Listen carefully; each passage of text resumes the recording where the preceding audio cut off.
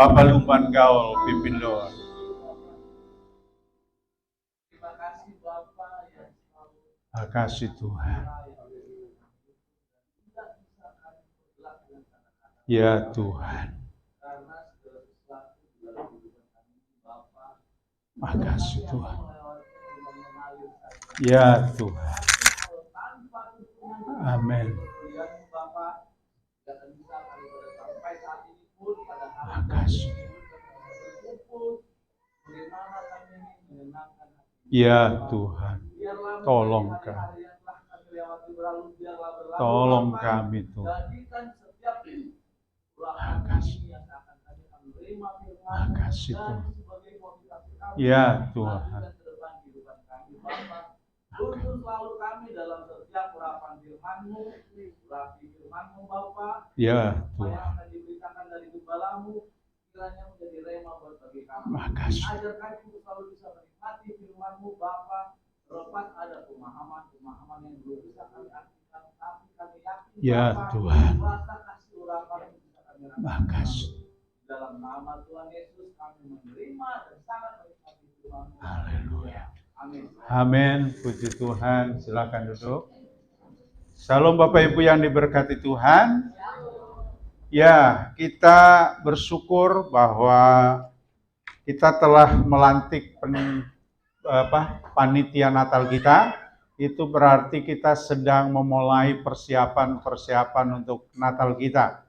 Kita belum tahu konsepnya, kita sedang menunggu dari panitia dan sebagainya. Tetapi saudara yang kekasih di dalam Tuhan Yesus Kristus, berdasarkan Natal tahun kemarin, saya pikir nggak usah KKR, tetapi lebih kayak kemarin. Di kita saja, kalau toh nambah ngundangnya keluarga-keluarga kita. Supaya jangan habis energi kita tahun ke tahun di KKR, biayanya besar, tapi hasilnya kurang maksimal. Bahkan beberapa hal, seringkali kita cuma kecapean ngurusin tamu, kita sendiri tidak mengurus untuk keluarga kita. Tetapi tetap keputusannya adalah panitia Natal menentukan. Di mana PowerPoint kita? Oke. Baik. Kalau berdasarkan urutan, mestinya ada ayat pasal yang kedua, ayat yang ke-19 sampai ayat yang ke-30. Tetapi itu adalah hanya penjelasan Epaphroditus Timotius dan Epaphroditus, maka kita lompat saja kepada inti teologi dari Filipi, yaitu kita membuka di dalam Filipi pasal yang ketiga, ayat 1b sampai ayat yang ke-16. Hari ini kita akan memberikan tugas kepada Pak Arianja yang petugas membaca Alkitab kita. Mulai dari Filipi pasal yang ketiga B atau kebenaran yang sejati, terus sampai ayat yang ke-16.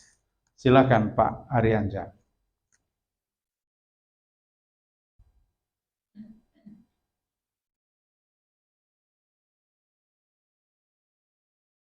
Filipi pasal yang ketiga, 1b.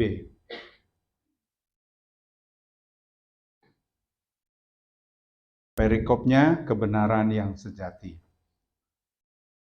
Kebenaran yang sejati, akhirnya saudara-saudaraku, tuliskanlah menurut saya.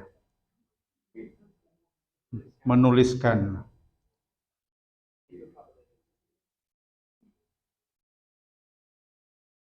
tuliskan hal ini lagi kepadamu, tidaklah berat bagiku dan memberi kepastian kepadamu. Hati-hatilah terhadap anjing-anjing, hati-hatilah terhadap pekerja-pekerja yang jahat, hati-hatilah terhadap peminat-peminat yang palsu. Karena kitalah orang-orang bersunat, yang beribadah oleh Roh Allah dan bermegah dalam Kristus Yesus dan tidak menaruh percaya pada hal-hal lahiriah. Sekalipun aku juga ada alasan untuk menaruh percaya pada hal-hal lahiriah. Jika ada orang lain menyangka dapat menaruh percaya kepada hal-hal lahiriah, aku lebih lagi. Sunat pada hari ke-8 dari bangsa Israel, dari suku Benyamin, orang Ibrani asli, tentang pendirian terhadap hukum Taurat, aku orang Farisi. Tentang kegiatan aku penganiaya jemaat, tentang kebenaran dalam mentaati hukum Taurat aku tidak bercacat. Tapi apa yang dahulu merupakan keuntungan bagiku, sekarang kuanggap rugi karena Kristus. Malahan segala sesuatu kuanggap rugi karena pengenalan akan Kristus Yesus, Tuhanku, lebih mulia daripada semuanya. Oleh karena dialah aku telah melepaskan semuanya itu dan menganggapnya sampah, supaya aku memperoleh Kristus dan berada dalam Dia bukan dengan kebenaranku sendiri karena mentaati hukum Taurat, melainkan dengan kebenaran karena kepercayaan kepada Kristus, yaitu kebenaran yang Allah anugerahkan berdasarkan kepercayaan. Yang kukehendaki ialah mengenal Dia dan kuasa kebangkitannya dan persekutuan dalam penderitaannya, di mana aku menjadi serupa dengan Dia dalam kematiannya, supaya aku akhirnya beroleh kebangkitan dari antara orang. Oke, sampai di sini dulu. Bapak Ibu yang diberkati Tuhan Yesus Kristus, Paulus dan jemaat Filipi adalah pada waktu itu adalah jemaat yang masih baru. Kurang lebih setahun atau 2 tahun, jadi belum terlalu lama, masih jemaat baru. Dan jumlah jemaatnya beberapa minggu yang lalu kita sudah membahas, itu antara 40 sampai 50 jemaat. Ya kurang lebih jemaat Victory kayak gini. Nah saudara yang kekasih, tetapi jemaat ini didera oleh berbagai persoalan yang luar biasa. Di antaranya adalah ajaran-ajaran sesat yang mendera mereka justru adalah orang-orang Yahudi yang datang dari Yerusalem merantau ke daerah Filipi ini. Oleh karena mereka yang berlatar belakang Yahudi, maka konsep-konsep Yahudi disampaikan kepada mereka. Dan sehingga mempengaruhi terhadap orang-orang Kristen yang notabene adalah penduduk asli di sana adalah Yunani. Sehingga konsep Yahudi mau dipaksakan kepada orang-orang Kristen yang ada di Yunani, di Filipi itu. Saudara yang kekasih di dalam Tuhan, jadi mereka memaksakan karena mereka beberapa orang notabene adalah sebenarnya sudah jadi Kristen. Tapi Kristen yang sedikit berbeda, yaitu Kristen tapi melestarikan, bahkan mewajibkan tuntunan-tuntunan Taurat. Misalnya begini, kurang lebih secara bebasnya. Kalau kamu jadi Kristen, bagus, kau harus kenal Yesus. Tetapi kalau kau tidak disunat, maka engkau tidak akan masuk surga. Saya sampaikan dalam bahasa yang obrolan saja. Maka penting sekali percaya Yesus, iya, tapi kau harus disunat. Kalau nggak disunat, nggak masuk surga. Maka dari itu, kekristenanmu kau harus mengikuti tradisi-tradisi Yahudi. Maka orang-orang Yunani pada waktu itu pun dipaksa, kau harus begitu. Demikian juga yang Kristen Yahudi itu juga ngomongkan, kamu salah, kekristenanmu salah, kau harus begini, dan begini. Kurang lebih dia mau memadukan ajaran Yahudi kepada ajaran-ajaran Kristen yang diajarkan oleh Paulus. Nah, tentu ini akan menjadi masalah karena esensi kekristenan bukan karena melakukan sunat diantaranya. Sunat hanyalah budaya atau untuk kebersihan kita. Boleh-boleh saja, silahkan anak Bapak Ibu yang laki-laki mau disunat selagi itu untuk tujuan kebersihan dan lebih baik. Tapi bukan menjadi kaidah iman. Demikian juga dalam tuntunan kekristenan, bukan karena tuntunan-tuntunan yaitu agama Yahudi, bukan. Tuntunan kekristenan adalah iman di dalam Kristus Yesus. Kurang lebih kayak gitu. Maka dari itu, ini Paulus sangat menentang kepada ajaran-ajaran itu. Bahkan dengan sangat kasar Paulus, karena sudah memang kelebihan mereka, saking marahnya, Paulus sampai mengeluarkan istilah-istilah yang kurang baik. Anjing-anjing. Pekerja-pekerja jahat, yaitu penyunat palsu. Karena sangat menggelisahkan, karena diantaranya yang paling menggoncang Paulus, kesel dia, eksistensi kerasulannya pun diragukan. Paulus itu bukan rasul, kurang lebih kayak gitu. Jadi nggak usah dipercayai. Gak usah diikutin, gak usah ditaatin. Kurang lebih kayak gitu. Nah, saudara yang kekasih, Paulus perlu meluruskan. Iman adalah karena kasih karunia Allah, bukan karena tuntutan-tuntutan agamawi. Agama bagus, tetapi bukan menjamin keselamatan. Untuk itu, Paulus perlu menjelaskan ajaran yang sejati, pelajaran yang paling benar, kebenaran yang paling sejati, bukan didasarkan karena Taurat tadi. Kebenaran bukan karena melakukan hukum-hukum Taurat atau agamawi kita, tetapi lebih kepada ajaran-ajaran sejati itu. Nah, inilah terkait ajaran sejati itu, inilah yang pengen kita bahas. Secara umum, saudara yang kekasih, ada dua jenis kebenaran berdasarkan ayat ini, berdasarkan dari Filipi yang ini. Nah, saudara yang kekasih di dalam Tuhan Yesus Kristus, kebenaran yang seperti apa? Yang pertama, kebenaran secara umum. Kebenaran agama pada umumnya adalah ini, dari dua asal kata dari agama adalah a dan gam. Yang dari kata Sanskerta itu adalah kepengelolaan kepercayaan yang artinya A supaya tidak kacau, gam adalah aturan-aturan, yaitu mengelola kepercayaan manusia dalam hubungannya antara manusia dengan Tuhannya, atau antara manusia dengan sesama manusia dan alam sekitarnya. Kurang lebih kayak gini, agama itu hanya untuk mengatur tata kelola supaya manusia tidak kacau, itu A dan G. Sesuatu aturan supaya manusia tidak kacau.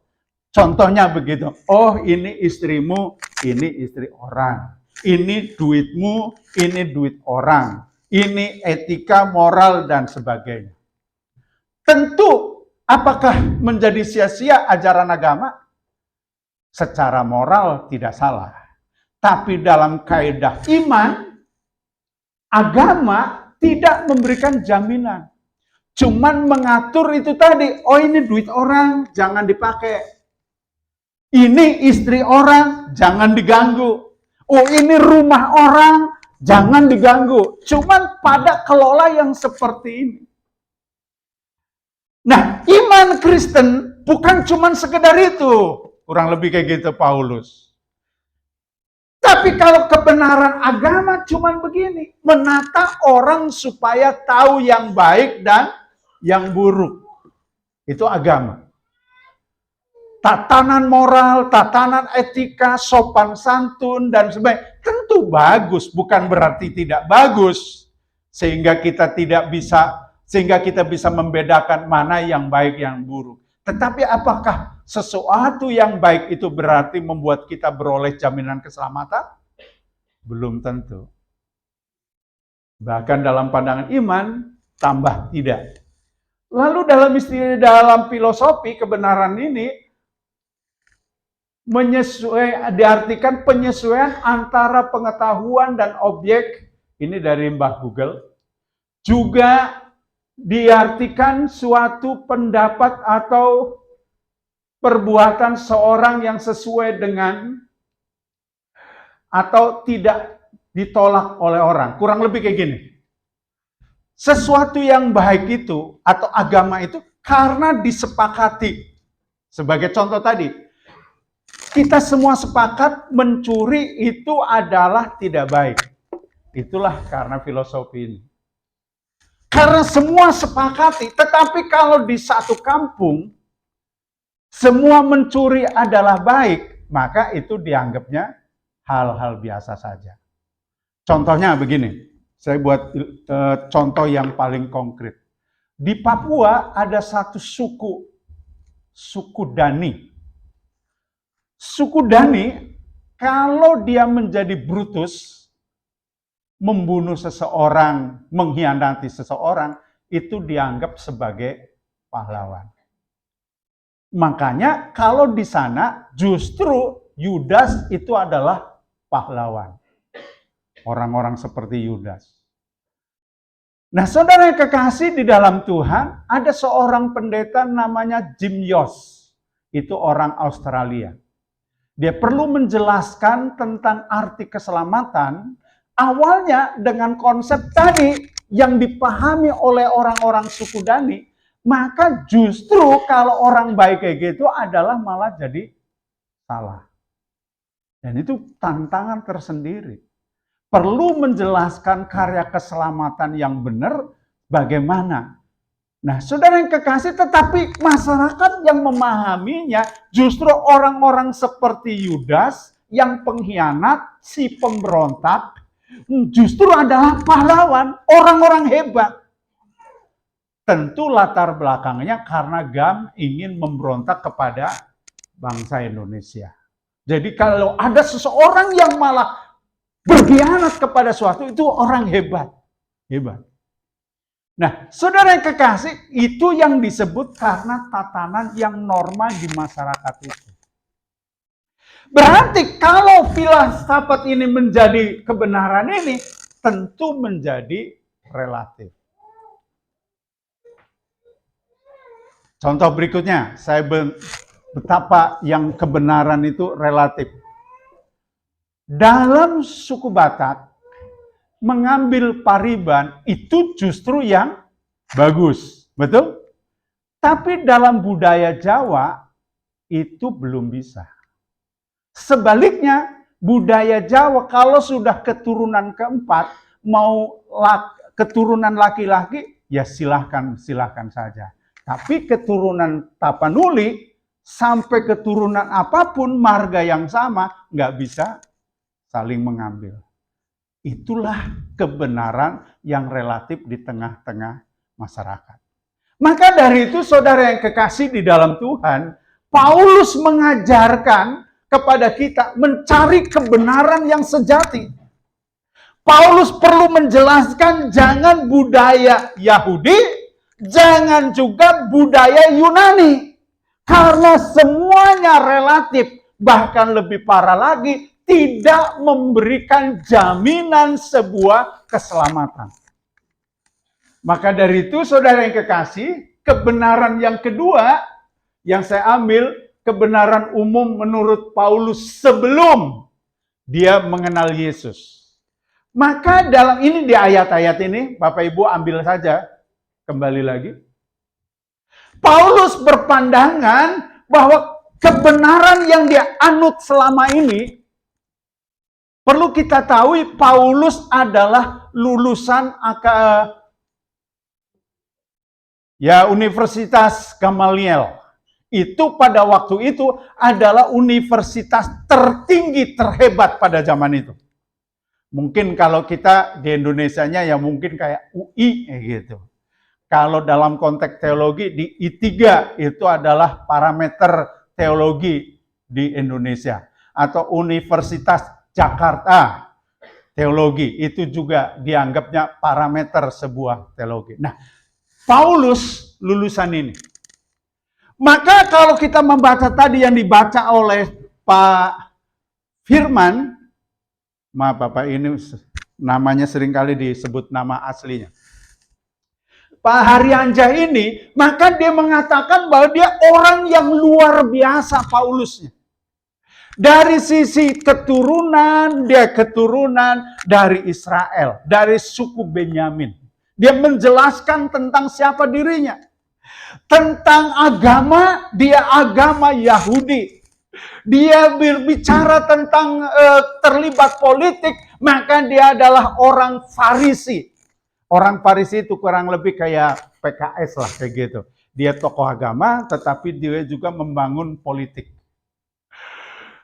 Dia orang terhebat pada waktu itu. Kalau mau berbicara tentang tradisi, agama, semuanya dia orang terhebat. Berbicara tentang perbuatan menentang ajaran-ajaran agama Kristen, dia bagian inisiator membunuh orang-orang Kristen. Tetapi setelah dia pengenalan Tuhan, ternyata apa yang dipahami selama ini, apa yang dia ikutin selama ini, itu merupakan agama dulu itu merupakan kerugian. Padahal sebelumnya itu yang dikejar-kejar. Dia menjadi seorang master, dia seorang profesor dalam konteks Yahudi. Tapi ternyata apa yang dulu dikejarnya, apa yang diraihnya, apa yang dilakukannya, ternyata itu adalah kerugian. Bahkan bukan cuma kerugian, maka dia berkata itu sesuatu yang perlu dilepaskan. Harus kita tanggalkan, harus kita tinggalkan. Apa yang dulu menganggapnya kita sesuatu luar biasa, ternyata itu perlu ditanggalkan, perlu ditinggalkan. Bahkan lebih parah lagi, Paulus mengatakan itu adalah sampah. Masih ingat saya khotbah ini, saya gali lebih dalam, arti sampah artinya skubalon. Skubalon itu kotoran. Kotoran kalau diterjemahkan lagi adalah gak enak ketika saudara sendirian, duduk sendirian di kamar mandi. Bayangin Paulus yang dulunya hebat tadi, dia adalah profesor Yahudi, tapi ternyata itu adalah sampah yang menjijikkan. Apa yang dulunya dianggap bangga, apa yang dulu hebat luar biasa, keagamaan yang sangat hebat sekali, ternyata itu sampah. Tak pantas disimpan di rumah. Bahkan saudara yang kekasih, yang lebih esensi dari semuanya, apa yang dulu dianggap untung, apa yang dianggap beruntung, dianggap berkat, ternyata tidak membawa keselamatan iman. Iya, makanya pantesan agama pada dasarnya, hampir semua agama pada umumnya, paling tinggi tuntutannya adalah kalau kamu tidak berbuat jahat, kamu tidak mencuri, tidak ini, dan kau hidup sampai sempurna, maka mudah-mudahan kau masuk surga. Gak ada jaminan. Gak ada. Gak ada keyakinan, kepastian. Gak ada keselamatan yang pasti. Gak ada kebenaran yang sejati di dalamnya. Karena agama cuma menuntun tadi agama A dan GAM supaya tidak kacau dalam Sansekertanya. Makanya nggak memberikan jaminan keselamatan. Itu yang Paulus yang dulunya bertahun-tahun, berpuluh-puluh tahun menggali itu, ternyata cuman menuntun pada yang baik, tapi nggak memberikan kepastian. Nggak ada keyakinan keselamatan. Itu tidak ada kebenaran yang sejati. Kalau toh ada kebenaran, cuman kebenaran umum. Kebenaran filosofis. Kebenaran etika dan moral dan sebagainya. Maka tidak memberikan kepastian keselamatan. Kalau demikian, apa itu kebenaran sejati yang Paulus sampaikan? Ini. Mari kita mulai buka ayatnya, ayat yang ke-7. Pak Arianja, kembali lagi. Masih di Filipi pasal 3 ayat yang ke-7. Tapi apa yang dahulu merupakan keuntungan bagiku, sekarang kuanggap rugi karena Kristus. Oke. Jadi, kembali ke, Dulu, yaitu konsep lamanya tadi, itu adalah kerugian. Tetapi kebenaran di dalam Kristus Yesus, itulah kebenaran yang sejati di dalam Yesus Kristus. Kebenaran ternyata bukan kebenaran agama, tapi kebenaran di dalam Kristus Yesus. Inilah yang benar. Maka muncullah ada ayat yang sangat terkenal sekali. Akulah jalan kebenaran dan kehidupan. Tidak ada seorang pun yang dapat sampai pada Bapa kalau tidak melalui aku. Di mana ayatnya?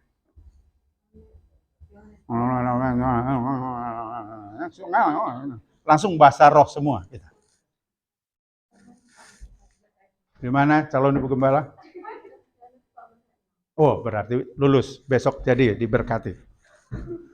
Ya. Kebenaran yang sejati adalah keselamatan di dalam Yesus. Kebenaran Yesus itulah kebenaran, itu hakikat yang sesungguhnya. Yesus itu bukan, dia adalah orang benar. Bukan cuma itu betul. Dia bukan cuma orang baik, iya betul dia orang baik. Tapi kalau berdasarkan ayat tadi, akulah kebenaran itu. Dialah pribadi sang kebenaran itu.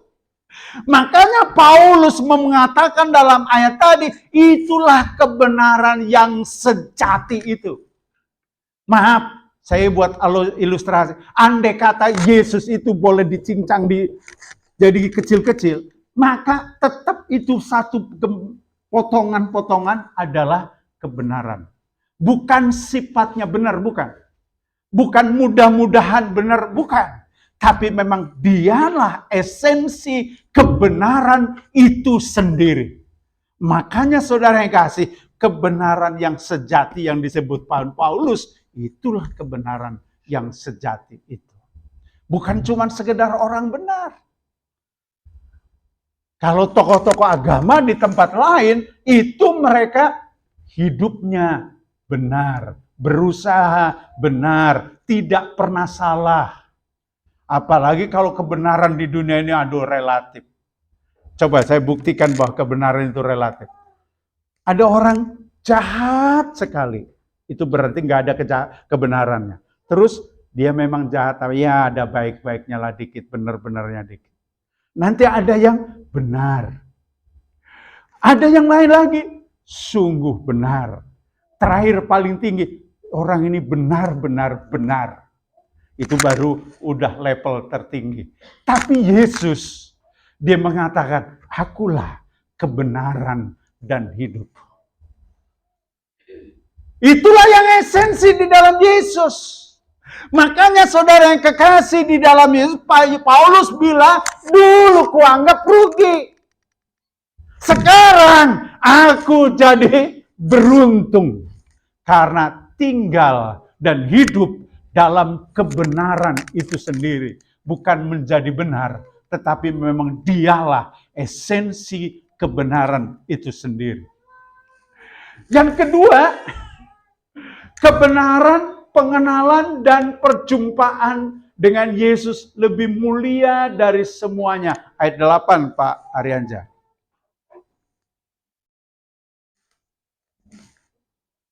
Masih Filipi pasal 3, Pak. Malahan segala sesuatu kuanggap rugi, karena pengenalan akan Kristus Yesus, Tuhanku, lebih mulia daripada semuanya. Oleh karena dialah aku telah melepaskan semuanya itu dan menganggapnya sampah, supaya aku memperoleh Kristus. Iya. Boleh Bapak Ibu sambil itu ngintip ayat yang ke-10. Yang ku kehendaki ialah mengenal Dia dan kuasa kebangkitan. Kebenaran yang sejati yang kedua adalah kebenaran yang ini, saudara yang kekasih. Pengenalan terhadap Allah. Karena Yesus itu adalah kebenaran. Kan kayak gitu kan? Bukan orang benar, bukan. Tetapi memang dialah kebenaran itu sendiri. Maka saudara yang kekasih, ketika seseorang punya hubungan secara intimasi dengan dia, dekat di dengan dia, jadi nggak usah berusaha engkau jadi orang benar. Tapi dengan otomatis ketika engkau tinggal di dalam dia, pada saat itulah dalam dirimu ada kebenaran. Kurang lebih saya gini, saya buat ilustrasi sedikit. Ketika dia tidak, maka di dalam dirinya nggak ada terang. Tapi untuk menjadi hidup dalam ini cukup sederhana. Maka dengan sendirinya kita akan mengalami kebenaran itu sendiri. Ketika kita tinggal di dalam Yesus, mengenal dengan Yesus, intim dengan Yesus, maka kita akan hidup dalam kebenaran yang sejati di dalam Yesus. Maka dari itu saudara yang kekasih, seharusnya kalau engkau pengen jadi orang baik atau pengen jadi orang benar, sederhana.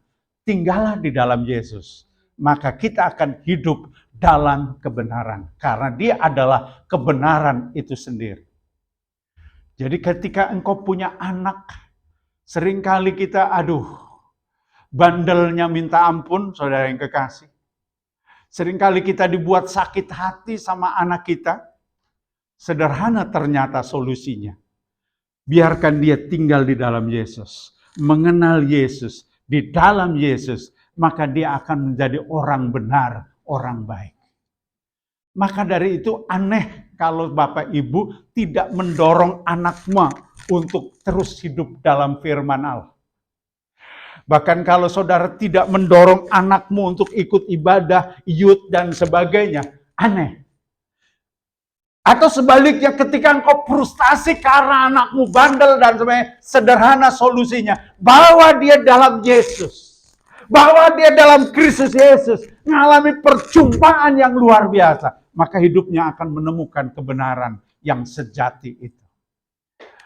Maka dari situ Bapak Ibu, Alkitab mengajarkan anak kita itu adalah berulang-ulang katanya.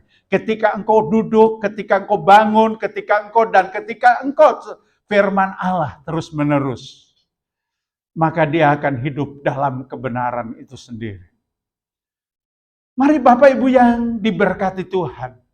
Jadi kebenaran yang sejati yaitu firman Allah ketika akan terus melekat di dalam dirimu, maka engkau akan terus hidup dalam kebenaran. Saya pernah bersaksi, saya ulang ini, mungkin tahun 95-an atau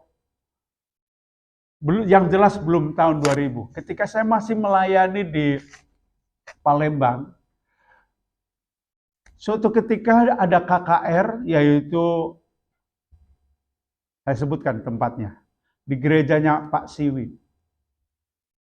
Ketika KKR Pak Siwi menceritakan sebuah peristiwa, ada seorang anak gadis, dia seorang anak sekolah minggu dari kecil, bagus sekali, baik sekali. Tapi karena proses pergaulan di masyarakat, akhirnya dia jatuh dalam dosa dan dia menjadi seorang WTS di Palembang. Kalau pernah dengar, ada Hotel Sriwijaya, itu di pusat kota. Nah saudara yang kekasih di dalam Tuhan Yesus Kristus, tahun-tahun 90 sekian, suatu ketika habis melayani tamunya dan sebagainya, tiba-tiba diliputi oleh rasa frustasi yang luar biasa. Sampai-sampai dia pengen mau bunuh diri dan untuk yang kesekian kalinya. Terakhir karena dia mau bunuh diri, dia merancangkan dia tinggal di sebuah hotel, dia bawa minuman pencair racun, lalu dia hidupkan TV. Pada waktu itu TV baru TVRI, belum ada TV yang lain.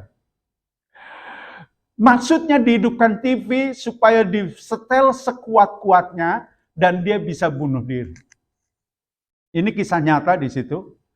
Tetapi saudara yang kekasih, dia hidupkan TV pada waktu itu, channel TV satu-satunya channel TVRI. Dan TVRI tahun itu kurang lebih sekitar jam-jam 12 malam, nggak ada yang lain. Cuman satu siaran. Dan yang siaran pada waktu adalah siaran rohani yang berkhotbah Bapak Pendeta Ahamande pada waktu itu. Dia maksudnya supaya suara kedengaran, lalu dia bebas untuk bunuh diri. Tapi karena yang dibuka adalah ternyata channel rohani. Dia menangis. Dan satu ayat yang masih ingat adalah, karena begitu besar kasih Allah akan dunia ini, sehingga ia mengaruniakan anak yang tunggal. Dan seterusnya, dan seterusnya. Saudara yang kekasih, firman yang dia pernah dengar waktu kecil, tiba-tiba dihidupkan kembali. Kebenaran itu sendiri memulihkan dia, nggak jadi bunuh diri. Dan dia bertobat. Hari itu juga, besoknya terus dia datang ke gereja dan bertobat. Itulah kebenaran. Mari anak-anak kita, saudara yang kekasih, tanamkan anak kita, hidup kita, suami kita, istri kita. Jadikan gaya hidup kebenaran sejatinya Allah. Itu maka dia akan memerdekakan engkau dan dari segala dosa. Apalagi ketika ditambah intim dengan dia. Tinggal dalam kebenaran sejati Allah. Maka kita akan diselamatkan, dikuatkan di dalam Yesus Kristus. Karena dia adalah Allah yang hidup itu senantiasa. Kebenaran yang ketiga adalah kebenaran karena iman di dalam Yesus Kristus. Ayat yang ke-9, Pak Arianja. Masih Filipi 3.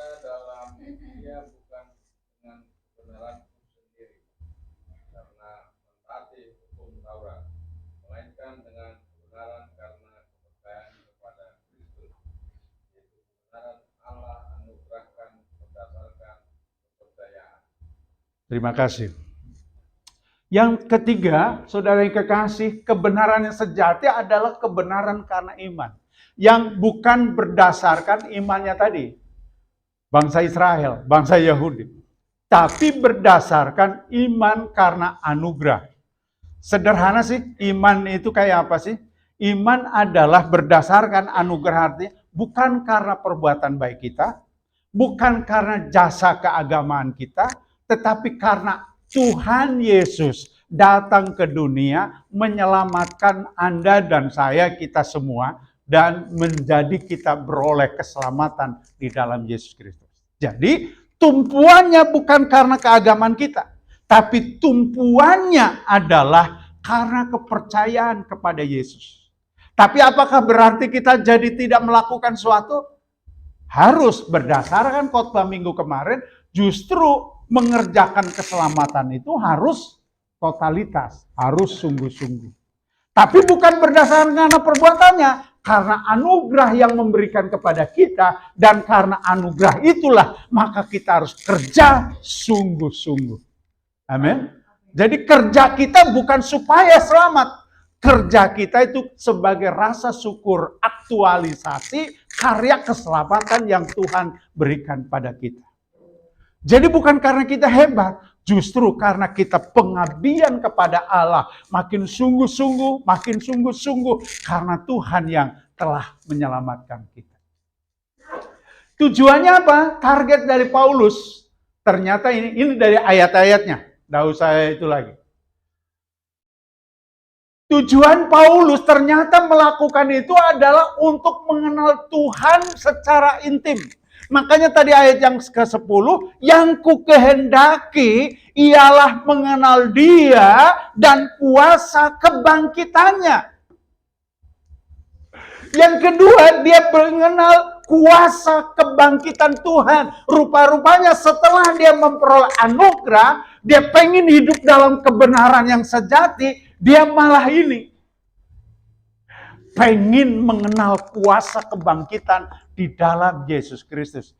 Bukan karena dirinya sendiri, tapi di dalam diri Allah. Yang ketiga adalah mengenal persekutuan dalam penderitaannya. Apa sih bahasanya sederhananya? Aku pengen menikmati salib-salib Kristus. Atau dalam Injil Matius, yaitu memikul salibnya setiap hari. Aku pengen terus ngalami penderitaan Paulus. Penderitaan Yesus. Kurang lebih seperti itu. Kurang lebih doanya adalah begini. Tuhan, aku pengen menderita seperti Engkau. Pantesan Filipi pasal 1 ayat yang ke-29, karunia apa? Menderita. Dia pengen mengalami, orang pengen karunianya mujizat dan sebagainya, iya kan? Karunia berkat. Tapi Paulus bilang, aku pengen dapat karunia penderitaan seperti Yesus. Coba doanya kayak gitu, Tuhan. Aku berdoa, aku pengen Tuhan usahaku gagal Tuhan. Tolonglah Tuhan. Supaya aku banyak hutang dan banyak masalah. Ada yang kayak gitu? Gilo pendeta ini. Tapi Tuhan Paulus. Karena apa? Coba lihat ayatnya. Ini bukan omongan saya sih supaya saudara yakin. Ayat yang ke-10. Yang kukehendaki ialah mengenal Dia dalam kuasa kebangkitannya, dalam persekutuan, dalam penderitaannya, di mana aku menjadi serupa dengan Dia dalam kematiannya. Wow. Kurang lebih ya Paulus ngomong kayak gini. Aku pengen sampai matinya kayak pada Yesus. Disalibkan. Ada target hidup kayak gitu, saudara? Wow. Jujur saya juga enggak. Tapi ayat yang terakhir itu yang pengen. Ini yang ayat terakhir. Rupanya targetnya di ayat terakhir. Mana tadi ayatnya? Oh, ayat yang ke-11. Supaya aku akhirnya beroleh kebangkitan dari antara orang mati bersama-sama dengan Dia. Itu rupanya saudara yang kekasih. Targetnya adalah ini. Menjadi serupa dengan Tuhan dalam kematiannya. Paulus ingin mengalami tubuh kebangkitan seperti Yesus. Untuk itu, kalau berdasarkan pelajaran ini, Berarti kesukaran, penderitaan, aniaya, kekurangan, dan sebagainya, ternyata itu adalah gerbang kebahagiaan di dalam Kristus Yesus. Jadi kalau hari ini engkau mengalami penderitaan-penderitaan, kesukaran-kesukaran, nggak apa-apa, jangan berhenti imanmu, tapi terus mengejar, karena engkau akan ada dalam tubuh kebangkitan bersama dengan Dia. Seringkali kita pengen bahagia, tapi jangan dalam penderitaannya. Padahal kebahagiaan yang sejati harus mengalami masa-masa kesukaran oleh karena salib Yesus. Teologi penderitaan kayak gini perlu hari-hari ini diajarkan. Kita terlalu sering mendengar khotbah tentang bahagia, keberkatan, dan sebagainya. Padahal saudara yang kekasih, kita harus balance mendengar khotbah penderitaan dan sorga. Karena tujuan untuk selama-lamanya justru dalam kekekalan. Terakhir, nah apa sih yang Paulus lakukan untuk mencapai semuanya ini? Dari ayat yang tadi, yaitu ayat yang mulai dari 12 terus sampai 16, apa yang Paulus lakukan? Berusaha mengejar Tuhan. Wow. Ngejar Tuhan. Paulus bilang, aku berusaha mengejar Dia karena Dia sudah menangkap aku, maka aku akan mengejar Tuhan. Apakah karena Tuhan lari-lari kira-kira kayak gitu? Bukan. Yang dimaksud lari ini nanti diteruskan, berusaha menangkap Tuhan. Ngejar Tuhan, menangkap Tuhan. Lalu mengarahkan diri ke depan, fokus kepada Allah, melupakan yang di belakang yaitu masa lalunya, dan berusaha dan berlari-lari untuk panggilan sorgawi Allah. Jadi Paulus kurang lebih kayak gini, oke, aku udah peroleh keselamatan, maka aku akan lebih fokus lagi, aku akan makin sungguh-sungguh lagi. Aku sudah beroleh kepastian keselamatan. Aku telah beroleh jaminan yang sejati. Aku telah beroleh kebenaran yang sejati. Maka bukan lagi diam santai, tapi malah aku berlari-lari. Dia membuat contoh, yaitu seorang atlet yang gak pernah berhenti. Terus. Bayangin saudara ya, kalau ada seorang pelari, sementara lagi lari di sprint saudara yang kekasih, dia ingat saudara, apa kabar? Pasti dia numbur. Sekurang-kurangnya dia tidak akan menjadi pemenang. Maka ketika engkau sedang lari, engkau nggak akan peduli. Bahkan ditawarin bakpao pun saudara nggak bilang, nggak peduli. Karena ada yang lebih penting, yaitu sorga yang mulia. Jadi saudara yang kekasih, mengapa ketika kita lebih tertarik kepada hal-hal kenikmatan dunia, kau belum fokus pada sorga. Kalau engkau pengen menikmati sorganya Allah, kau harus lari, berusaha, mengejar. Itu maknanya sebenarnya sama. Berlari, mengejar, berusaha, dan sebagainya. Itu maksudnya Paulus mau ngomong, jangan berhenti. Jangan stagnasi. Terus makin lagi, makin lagi. Kalau hari ini engkau sudah bisa ikut doa semalaman, jangan berhenti. Apalagi yang belum ikut doa semalam. Iya kan? Yang sudah bertobat, oke. Maka jangan berhenti cuman bertobat. Akan makin sungguh-sungguh lagi. Supaya kita menikmati kekekalan di dalam sorga yang mulia. Itu yang Paulus inginkan. Mari Bapak Ibu yang diberkati Tuhan. Pencapaian-pencapaian imanmu harusnya bukan menjadikan kau berhenti. Tapi justru sebaliknya ini.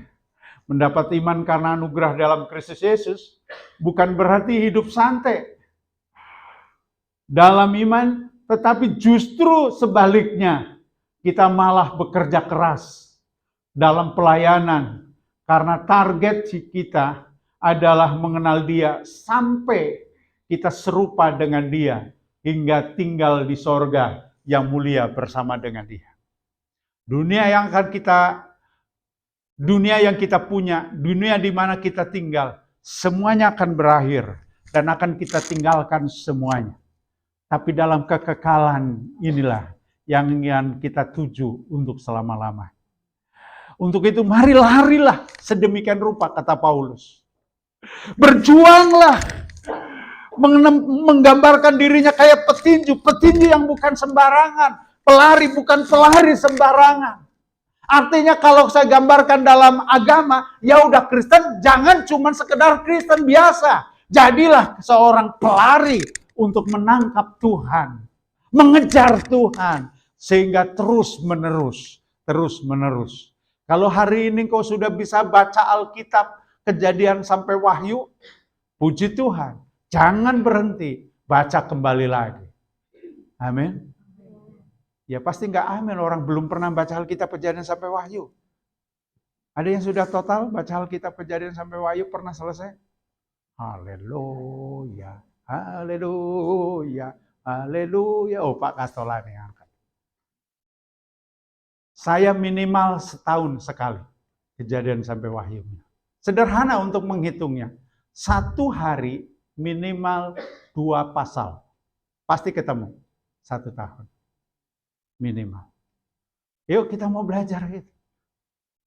Lebih dari itu standar saudara yang kekasih. Bagaimana kalau kita mengejar lagi? Mengejar. Saya pernah secara khusus membaca Alkitab dengan cepat. Maka 84 hari. Itu pertama kali saya akan membaca Alkitab. Saya baca sampai 80 sekian hari. Sampai selesai. Wow, rahasia firman Allah sangat luar biasa. Amin. Pasti nggak amin. Karena contohnya kayak ini. Orang kalau belum pernah makan rujak, bule suatu ketika makan rujak saudara, dia nggak ngiler apapun. Tapi orang yang pernah makan rujak, saudara yang kekasih, diceritakan saja, jangan kun lihat. Saya aja baru ngomong rujak, Ibu Tambo udah kan, itu kan? Iya kan? Orang kalau udah tahu firman Allah, tahu kebenaran, wow, baru diceritakan tentang kebenaran, dia akan bilang yes, yes, yes. Tapi kalau belum pernah, ya pantesan. Baca Alkitab malah jadikan obat. Kalau nggak bisa tidur, buka Alkitab. Haleluya.